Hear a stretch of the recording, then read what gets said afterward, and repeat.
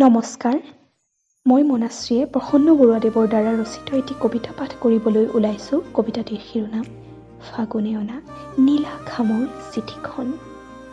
মৰম ভালপোৱাবোৰ নীলা শব্দৰ উমাল পৰশত তোমালৈ বুলি পঠালোঁ।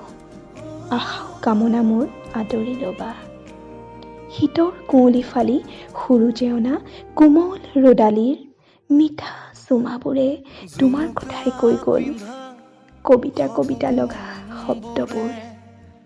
শুকুলা মেঘৰ আচল খহাই ফাগুন আহিছে নামি ৰঙা উশাহ হৈ।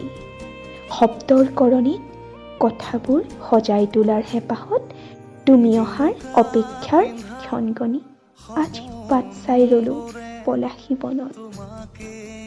ব্যস্ততাৰ অজুহাতত তুমি হয়তো পাহৰি পেলাইছা, ফাগুন আহিলে তোমাৰ অনুভৱত মোৰ লঠঙা কলিজাৰ হাহাকাৰ কৰে কবিতাৰ পংক্তিত তোমাৰ ঠিকনা বিচাৰি।